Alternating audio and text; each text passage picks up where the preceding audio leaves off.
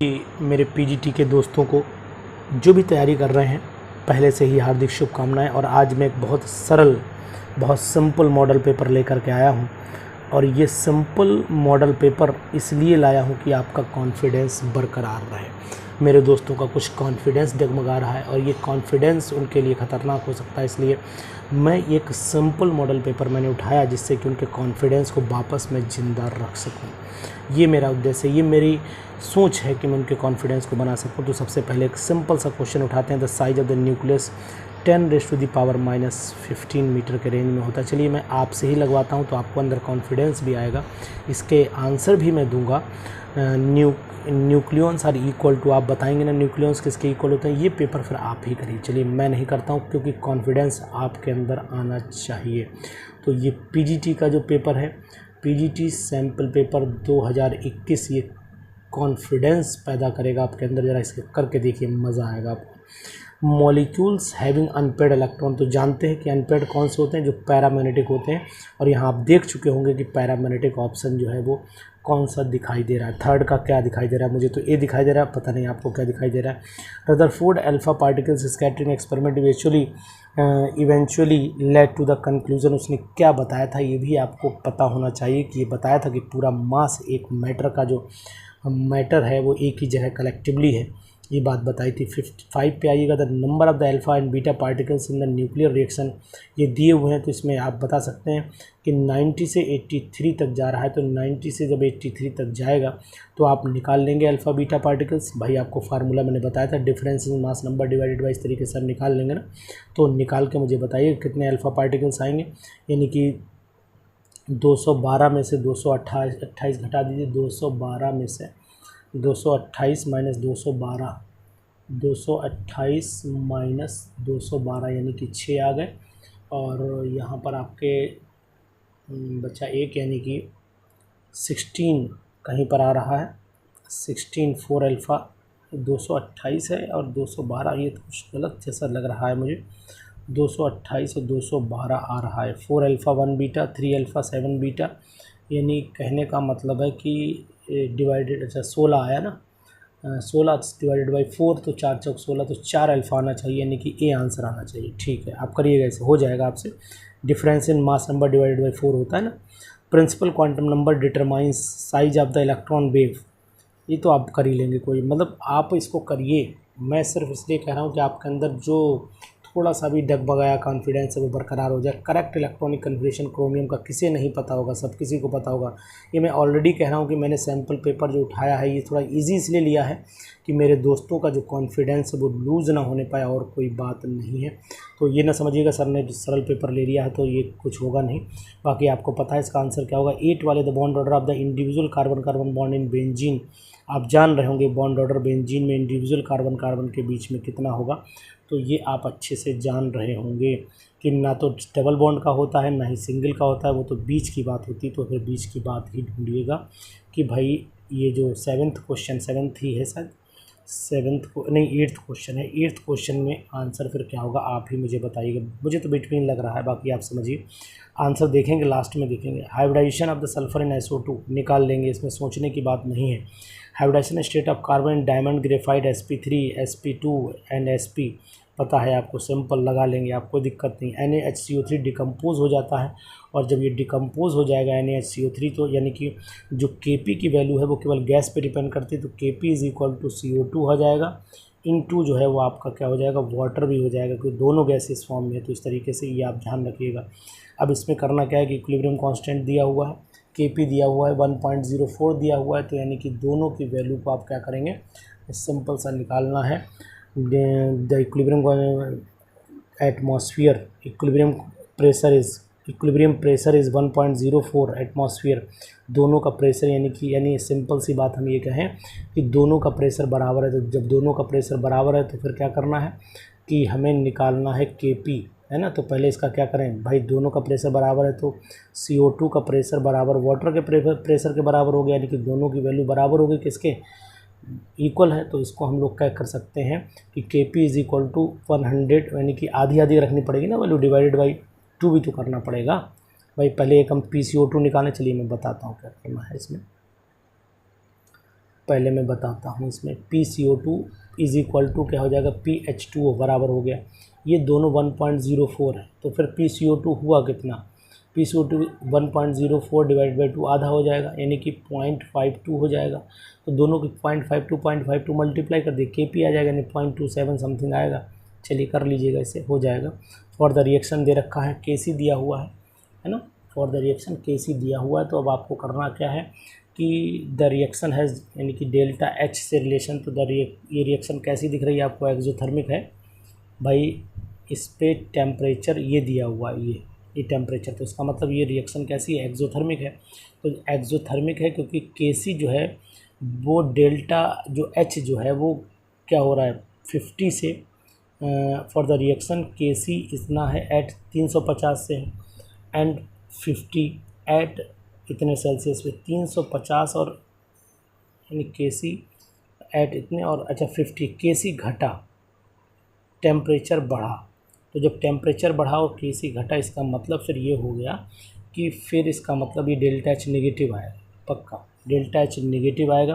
Product minus reactant हुआ, यानी ठीक है डेल्टा H नेगेटिव आएगा, 100% नेगेटिव आएगा। आप चेक करके देखिएगा, फिर से पढ़ लीजिए। Kc 66.9 है, ठीक है, और टेम्परेचर इतना है। उसके बाद एंड 50 जब 50 हो जाएगा तो टेम्परेचर इतना, तो डेल्टा नेगेटिव आएगा, पक्का नेगेटिव आएगा।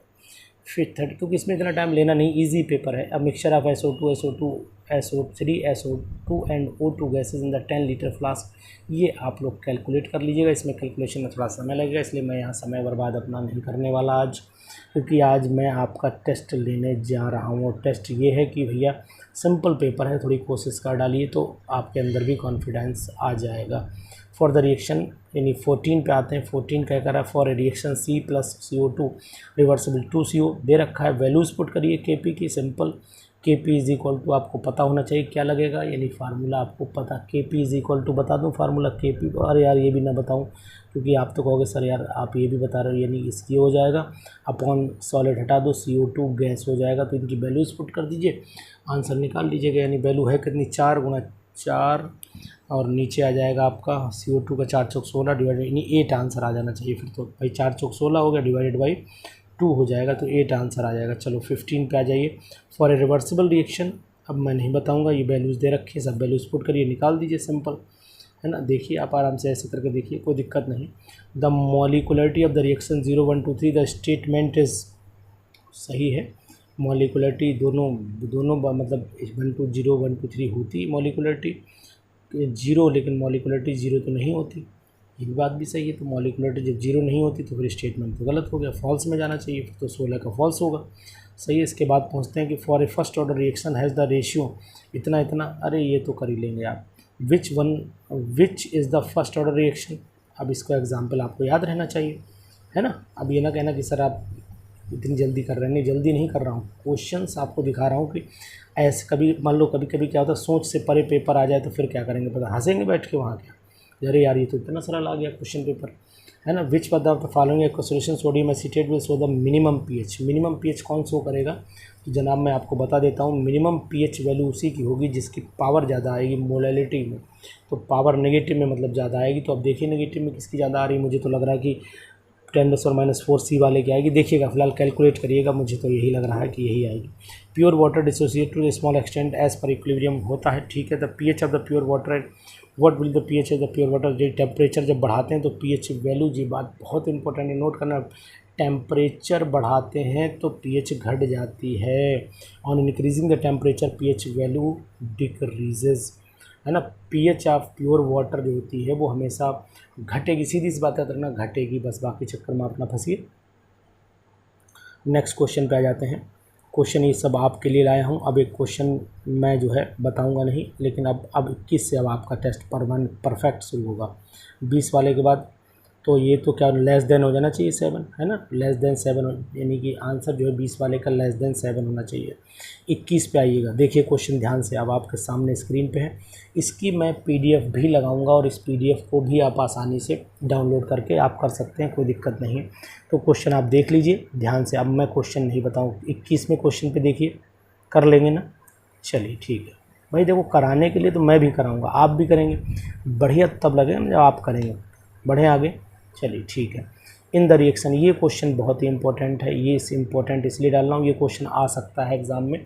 तो अब आपको यहाँ करना क्या, आयोडीन है और ये आयोडीन जो होती है वो आई नेगेटिव में कन्वर्ट हो रहा है, तो इसका मतलब है कि I2 है और यहाँ 2 I है, इसका मतलब हम मॉलिकुलर मास को डिवाइड कर दें। इक्विवेलेंट मास क्या, मॉलिकुलर मास ऑफ, ठीक है, तो equivalent mass is equal to molar mass divided by इसका जो चेंज इन ऑक्सीडेशन नंबर होता है। तो इसका मतलब हुआ कि 23 वाले में जो है हमें लग रहा है कि 2 से, हाँ क्योंकि 2 आयोडीन है ना, तो 2 से हमें डिवाइड करना पड़ेगा, इस बात का थोड़ा सा ध्यान रखिएगा।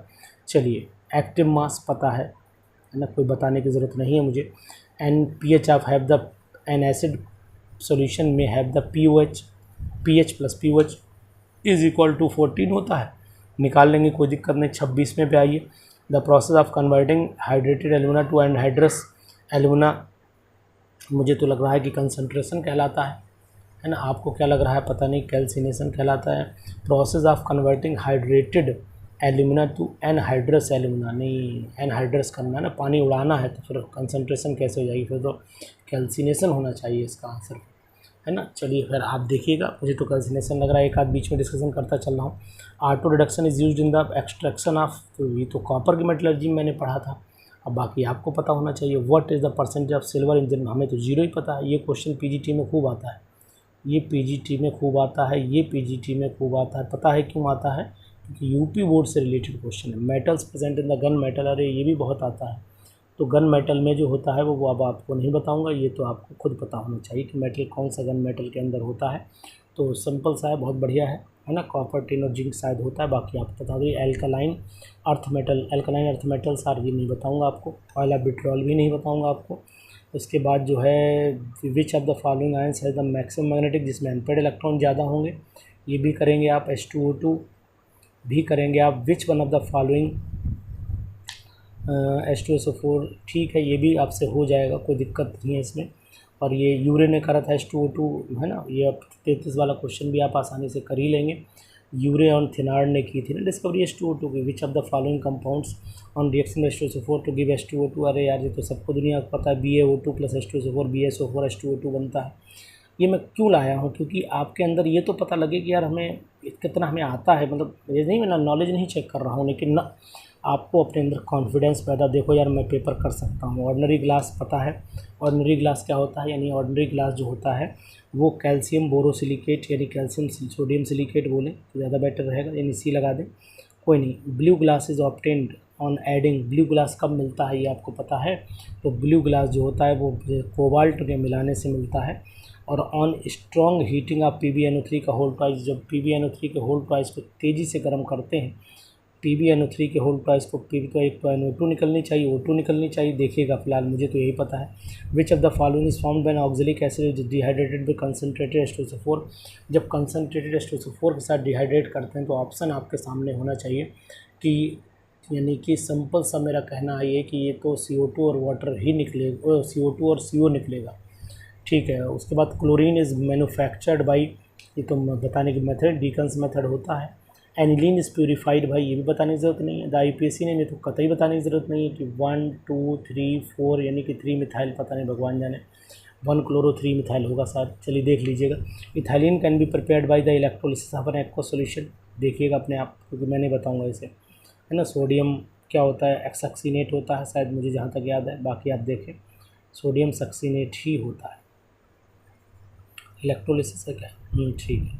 Photochemical chlorination of the alkane, तो वही है कि फ्री रेडिकल मैकेनिज्म यानी होमोलिसिस हो जाती है। On cracking of the petrol we get, petrol के क्रैकिंग से हमें क्या मिलता है आपको पता है भैया, मीथेन, इथेन, प्रोपेन सब मिलता है, तो दोनों लगा दीजिए। मीथेन, तो ये मिथाइल थोड़ा मिलेगा, तो फिर आंसर यही आना चाहिए। CCl4 does not give the precipitate with agent, ये तो आप कर ही लेंगे। द ऑक्सीजन एटम इन्हें, तो ये है ना, पेपर सरल दिया मैंने इसलिए कि पेपर सरल दिया कि आंसर भी मैंने लगा दिए, इसलिए आप परेशान बिल्कुल नहीं, ये आंसर पहले देख लीजिए जिससे आपका दिल थोड़ा खुश हो जाए। बाकी क्वेश्चन भी देख लीजिए, देखिए 48 देख लीजिए। सिर्फ रिएजेंट एल्डिहाइड वेल्डिहाइड के लिए होता है। द रिएक्शन ये भी है, ये शायद सैंडमेयर रिएक्शन है जहाँ तक मुझे याद है। Phenol can be converted into salicylic acid by reamer treatment, Kolbe's, लेकिन परफेक्ट आंसर यहाँ कोलवेज ही आएगा, तो 50 का आंसर कोलवेज देखिए, लेकिन इसमें रीमर ट्रीटमेंट भी दिया है। Phenol can be converted into salicylic acid. ये थोड़ा देखिए कोलबेज में भी सैलिसिलिक एसिड मिलता है, मैं आपको बता देता हूँ कि कोलबेज रिएक्शन में भी सैलिसिलिक एसिड और रीमर्टीमन में भी मिलता है। तो यहाँ लगे इन्होंने रीमर्टीमन दिया हुआ है, मुझे कोलबेज और रीमर्टीमन दोनों लग रहे हैं। चलिए देख लीजिएगा, आप अपने हिसाब से करिएगा क्वेश्चन पेपर। इसकी PDF मैं आपको दे दूँगा और PDF आपको मैं लगा दूँगा इसके अंदर, किसमें, इसके लिंक में डाल दूँगा, ठीक है ना। तो अब आप पेपर को करिए, बाकी मिलते हैं नेक्स्ट वीडियो में। Thank you.